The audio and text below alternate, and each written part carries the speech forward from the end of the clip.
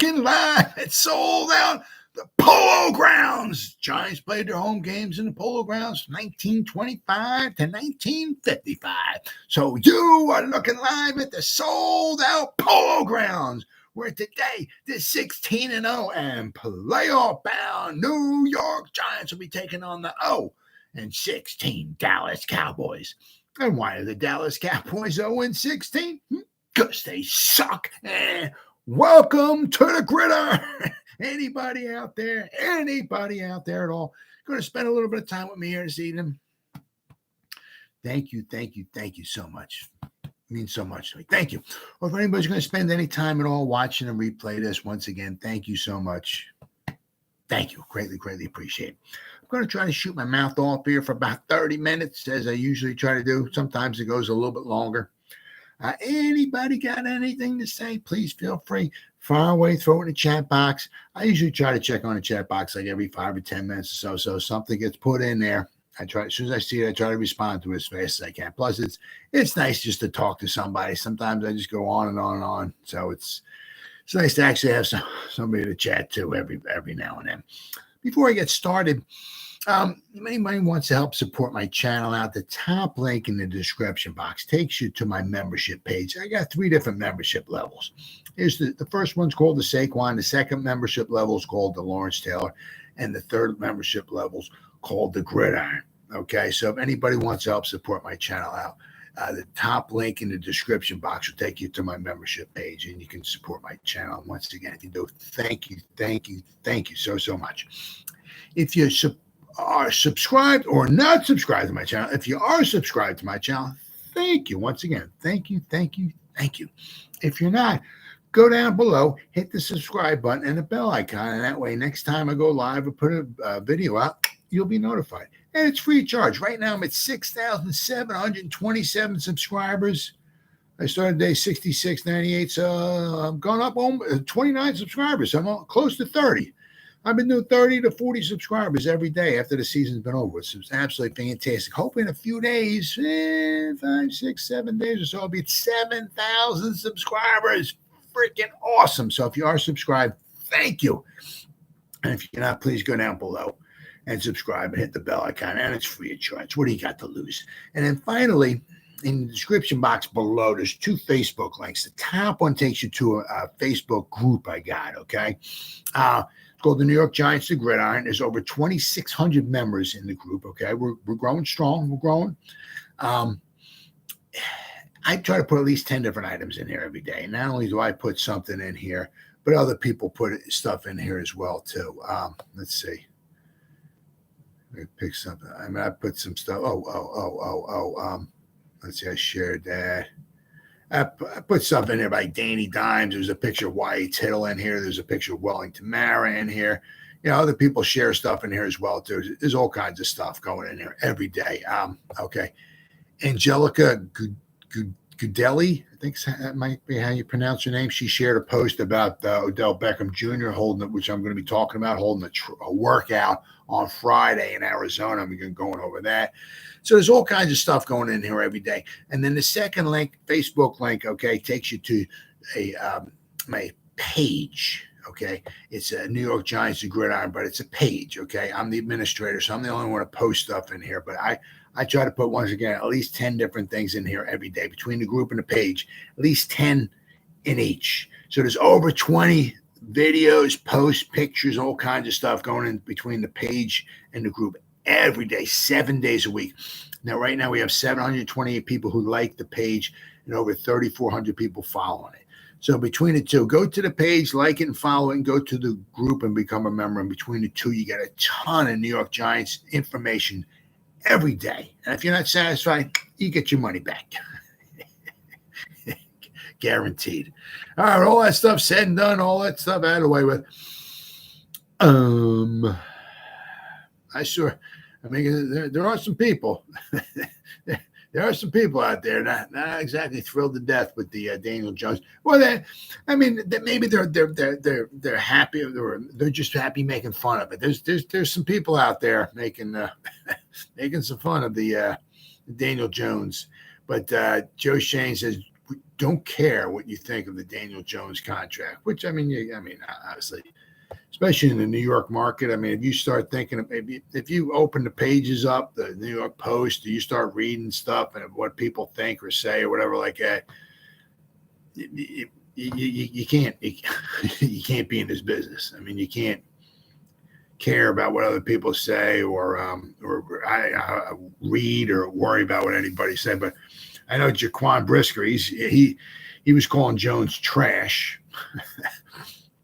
So like quite a few people, not Tyreek Hill, the Miami Dolphins didn't like it, taking a shot at Jones's passing ability. Okay. All right. I guess he's never had a ball thrown by Daniel Jones. All right. If you say so, Tyreek. Micah Parsons. Oh yeah. You know, he's always very complimentary of the New York Giants.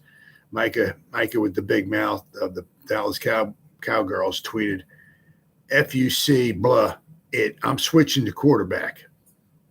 So, and of course, Craig Carton of WFAN Radio. He likes to talk a lot and hear himself talk and everything like that. So, they got to hear in this article, FAN creator Craig Cartman, for whatever his opinion is or isn't worth, he said, "Dude just got a $160 with a chance to go to 185 to 95 million with extra incentives."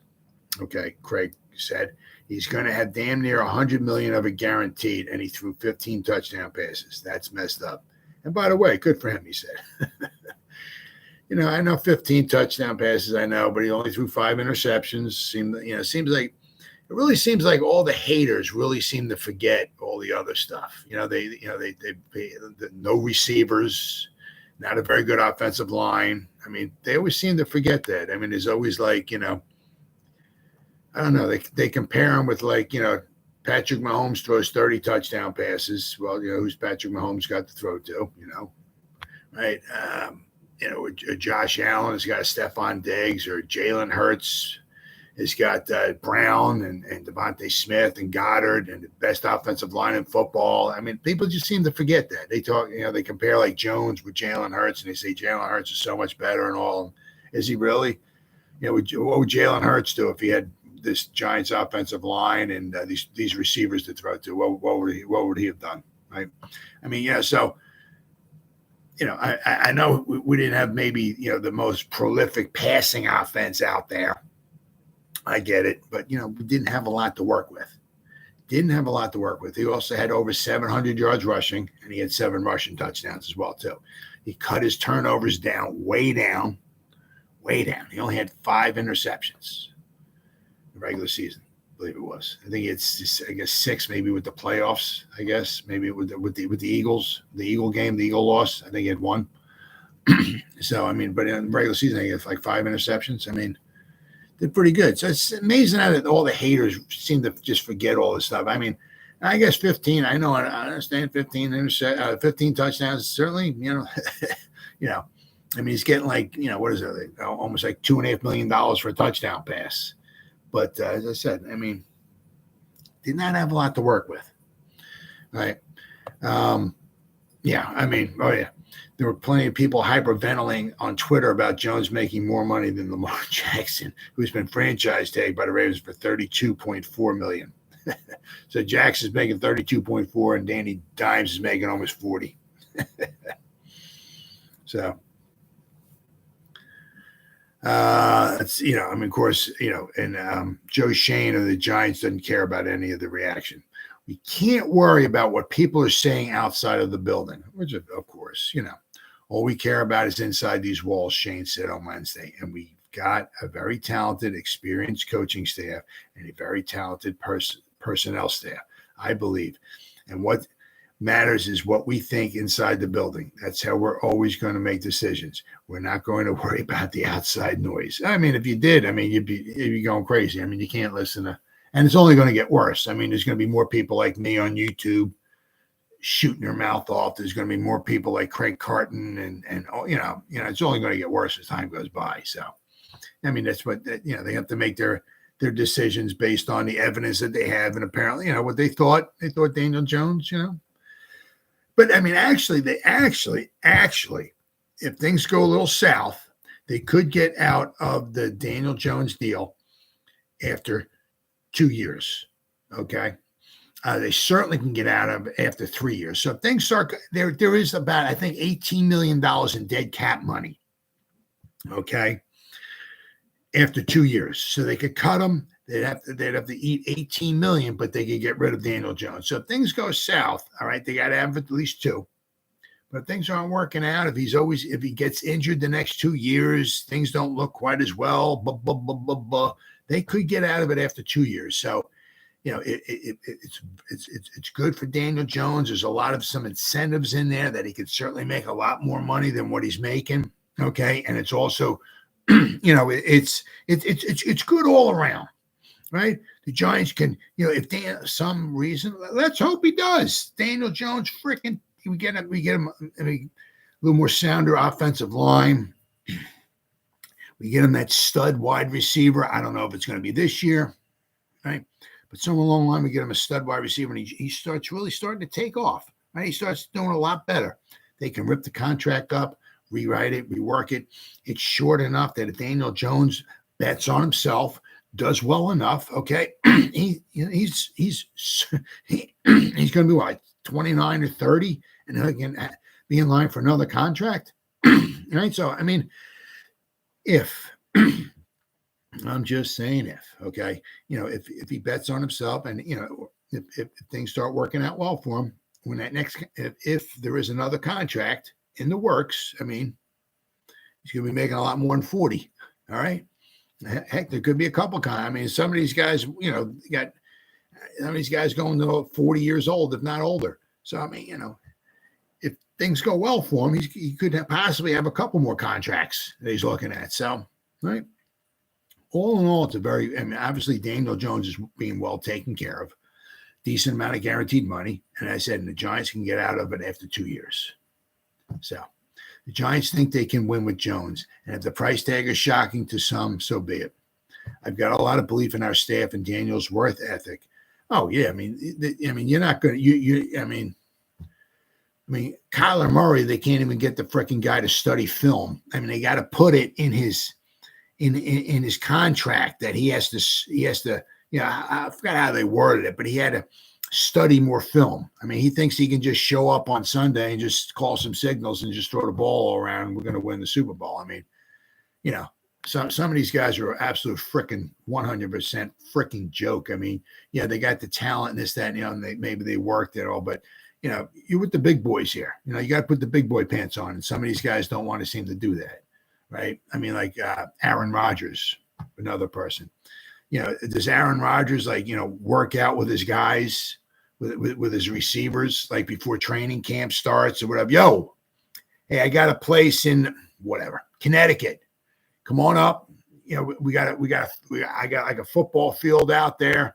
I'm going to throw, I got a place everybody can stay or this or I'm going to be throwing a football. I got these 3 guys coming up, just get on the phone and talk to some of his receivers. Yo, let's start throwing the ball. Let's start running some routes. Let's start doing some plays. Let's start getting connected, right? Does Aaron Rodgers do that? Or does he just want to show up and just start slinging the ball around? Let's go win a Super Bowl, right? Right? Daniel Jones does that. Daniel Jones, first one in, last one out, right? I mean, obviously, he hasn't won a Super Bowl. His stats aren't the greatest and all, but, man's got a hell of a work ethic going for him. So you can't deny him that. All right. And his relationship that will continue to grow. Daniel will continue to get better, Shane said. And that's quite possible. Quite possible. Right? I mean, people were getting ready to run Phil Simms out of town. Right? He got drafted in 79. They didn't win the Super Bowl till 86. Right? Took him a little while. Right? And actually, Phil Simms didn't win a playoff game until 84. So we got 79, 80, 81, 82, 83. It took Phil Simms 6 years to win a playoff game. He won one, right? So right, he won one. Then the following week they lost they lost to the 49ers in 84. They beat the Rams 16-13 on the road. Then they went on. They played in San Francisco and they lost 21-10. So it took him a few years before he even won a playoff game, Phil Simms. They won one in 1981, but Phil Simms was hurt. Scott Bruner beat the Eagles at the Vet, 27-21. So, I mean, it took Phil Simms years just to win a playoff game. Sometimes that's the way it is. I know that in today's world, it's got, you draft the guy, you put him on the field, boom, we need to win a Super Bowl. He's not throwing 85 touchdown passes. Well, what's going on? The guy sucks. Right? I mean, I said, you got to realize what the guy had to work with last year. Right? Also, once again, he was at Duke, right? 1 year with Shermer, 2 years with the Clapper, right? Then he has Kafka Dable, right? So he's had 4 offensive systems in the past 5 years. Okay. Let's give him once again. This will be his second season with the Dable/Kafka offensive system, right? Second season in a row with Kafka calling the plays. Maybe we can hopefully upgrade, get another tight end or maybe a wide receiver early on in the draft to add to his what he has. Okay. Maybe he should do better. And my some freaking miracle if he's actually in the same system for 3 or 4 years in a row. I mean, after a while, he's not going to have to think. He's just going to snap the ball, drop back the pass. He's going to know where all 3 or 4 of his guys are at. He's going to go through his progressions. 1, 2, 3, 4, back to whatever. Right? I mean, there won't be a lot of this stuff, which I saw a lot of videos out there this past season where where he was dropping back to pass. I mean, some of it is, he's got to get used to the system. I mean, it is what it is. He's got to see a guy ain't stupid, but he's got to get used to it. But I mean, I've seen a lot of videos out there over like on YouTube and Twitter and all that, whatever. He'll drop back the pass and he's maybe looking at over here, and then Slayton's running down the left sideline, kind of like wide open, but he doesn't look over there. Give him some more time, right? I'm sure that they don't neglect to point that out in the film room, right? Hey, look, dude, over there. See who's wide out, So, but as time goes by, right, he's going to start looking at seeing him more, working all of his receivers. So you got to give him some time. So this year there's no guarantees. I mean, he's got to stay healthy, and the wide receivers, got to stay healthy. You're asking a little bit much there. But, if everything is, he stays relatively healthy and we can upgrade the wide receivers and all, and he's second year in the same system and all that, he should have 20 touchdown passes, damn close to 19, 20 touchdown, right? So he get better. But it's also, forget, he's going to be a harder schedule this year too, right? So, because he might be making 40, but if he's not out there throwing 25 or 30 touchdown passes, let's give him a little bit of break. But he should have 20 touchdown passes this year if he plays 16 games. I feel pretty strong about that. Now the Giants, they got awarded 2 compensatory picks, which all along we kind of figured they kind of, well, not we. I've been hearing, that they were supposed to get a couple compensatory picks. Let's see, San Fran, man, they it just goes to show you what it was just so amazing what the 49ers were able to do. My God. They got 3 third-round compensatory picks. Now, because this happens is you lose more free agents than you bring in. So they lost. I don't remember all the guys that they lost and everything to get all of these picks, but they got 3 in the 3rd round. They got a 6th round pick. They got a 5th round pick. So they lost a bunch. They lost all their freaking quarterbacks, right? They lost all of these good free agents last year. And they still went to the championship game. And they still had a phenomenal football team.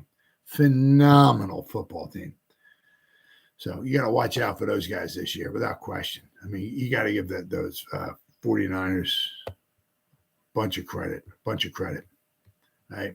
But I mean, the Giants wind up with got two compensatory picks. Okay. Let's see. Okay. Last year, the Giants acquired two veteran free agents. They got Glowinski and Tyrod Taylor. Okay. But they lost four free agents. They lost outside linebacker Lorenzo Carter, defensive back Keen Crossan, tight end Evan Ingram, and defensive tackle Austin Johnson. Okay. So there's like a formula that they go by. It was developed by the NFL Management Council. It says not every free agent lost or signed by a club is covered by this formula. No club may receive more than 4 compensatory picks in any 1 year. If a club qualifies for more than 4 compensatory picks after offsetting each CFA loss by each CFA gained or an equal or higher value, the 4 highest remaining selections will be awarded to the club. So, what I'm saying, but the 49ers, man, my God, they got a bunch of them. But so now the Giants, okay, the Giants now they got their 11 picks. Okay. So we got pick number 25. Okay. Then we have to wait over 32 picks. All right, we got to wait a full round. Right. So then we got 57. Okay. Then we got 89. Then we got the pick from the compensatory pick from the Chiefs. Okay, which winds up being pick number 100. All right. Then we have pick number 128. Round 5, we got pick number 161. Then we got our compensatory pick. We got a 5th round compensatory pick and a 7th round compensatory pick. Right. So we got two guys in the 5th round, two 5th rounders. We got 2 3rd rounders, 2 5th rounders, and 3 7th rounders. Okay. We got pick number 210 in the 6th round. Then in the 7th round, we got 3 of them. Okay. We got pick number 241. That's what we traded with the Ravens. Okay. For Ben Bredesen. We got Ben Bredesen and we traded away, I forgot what it was, a 4th rounder for him or something. But in return, they gave this pick number 241. So we wound up with like Ben Bredesen and this 7th round selection. And in return, we gave the Ravens one of our like a 4th rounder, I believe it was.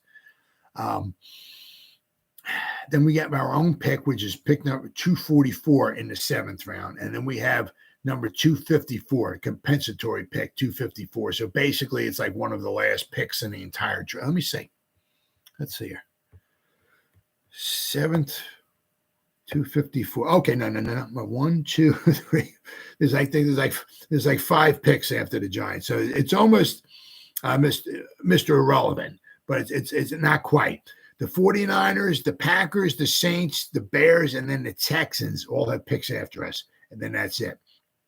So we got pick number 254, which is almost the final pick in the NFL draft. All right, so then you have all the whatever undrafted free agents you have, they can bring some of those guys into camp and all and everything. But so the Giants did wind up picking up 2 compensatory picks, but one of them, okay, is a 5th rounder, okay, and the other one's a 7th rounder. All right, but so all in all, we have a 1st, a 2nd, 2 3rds. Okay, so we got 4 picks in the top 100, which is we should find the 1st and 2nd round. You really think you should hopefully find guys who can start. Okay. And then picks number 89 and 100, which are the 2 3rd rounder picks, if not, find somebody who can start, 2 guys who can participate a lot. Okay. Right away. Right. Maybe not start, but get themselves on the field quite a bit. Okay. So with those top 4 picks, I mean, the Giants should be adding some good quality value to their team, right? But then after that, the Giants, they had a later pick with DJ Davidson. I mean, he was going to be on the field quite a bit, but he got hurt. Darian Beavers was a late pick last year, but quite possibly he was going to be quite possibly the starting inside linebacker for the Giants. He had a very good camp.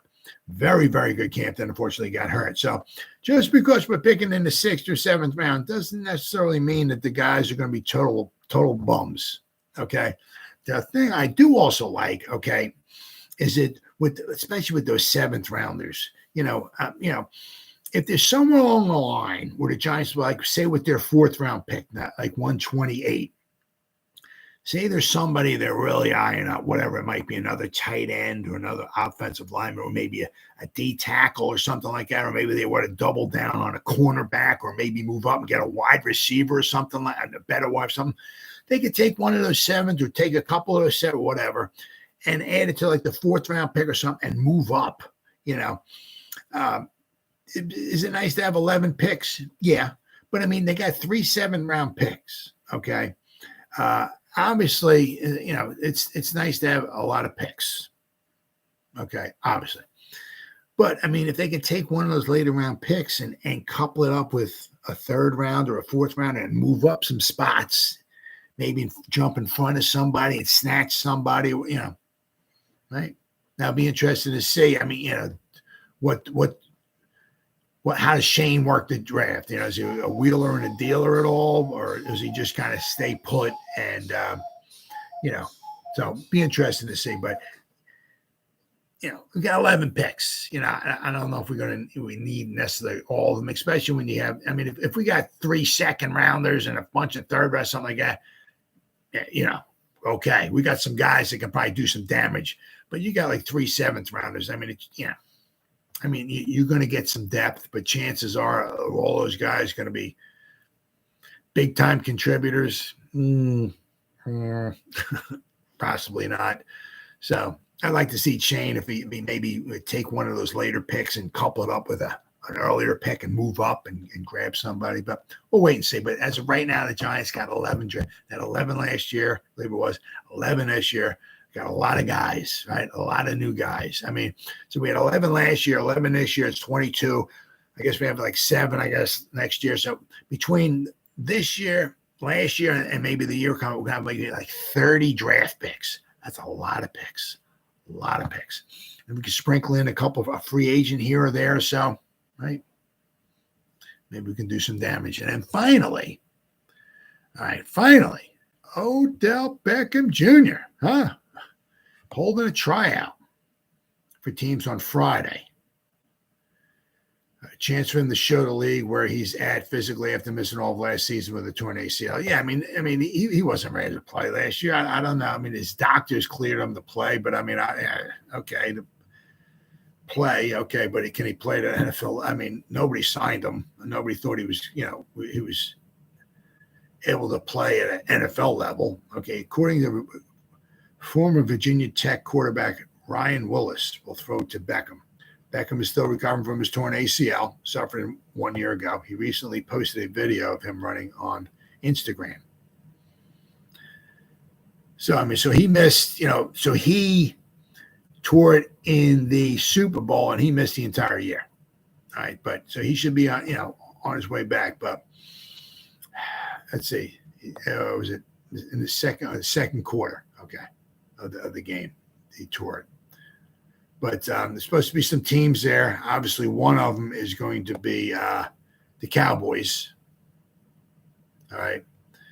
The Giants will be there. The Cowboys will be there. I'm sure there'll be other teams there as well. I mean, I know the Cowboys are really pumped up about talking to them and seeing them again and all that. But it's just like, I look at right now, Spot Track. According to Spot Track, after the Cowboys signed their draft class, they are $24 million over the cap.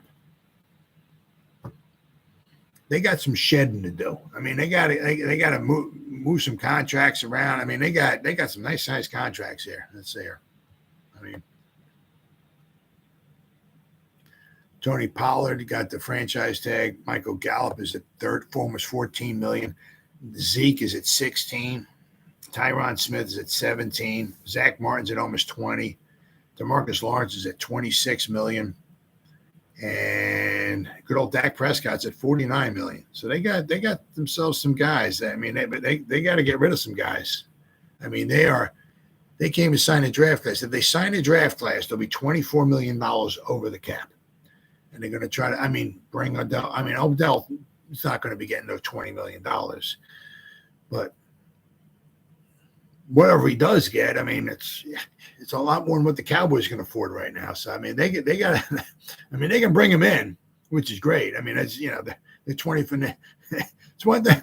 One thing seems like it's going to Dallas' mind. When in doubt, just bring in another wide receiver, right? That'll fix everything, right? Then also, the Buffalo Bills too. They brought him in last year to see what he was about. If he can make it for the playoffs or anything like that. So obviously he couldn't perform last year, right? But the same thing was with the Bills. They brought him in this year. If they sign their draft class, they're $20 million over the cap. Okay. They could, if they got like an Odell Beckham Jr., you put him with Stephon Diggs, right? With Josh Allen.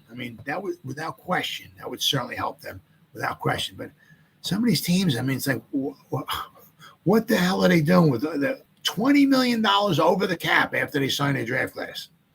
They got to get rid of a bunch of guys. Yeah, so let's start bringing. Let's sign Odell Beckham Jr. too. But the Giants can certainly bring him in. Now, one of the things that the Giants are big on is separation. Can you get separation? One thing Kenny Golladay could not do: get separation. You got to get separation. That is huge for the New York Giants, for Dable, Shane, right? Separation. Let's see. Interesting to see. Odell's gone through these injuries before, right? So let's see what he's got left in the tank. So that would be tomorrow, right? Free agent, right? So well, we'll see. He's kind of like the same thing too. A lot of people want him back. Some people don't want him back. He's kind of like a Daniel Jones kind of thing. But so Saquon, not Saquon, Odell Beckham Jr.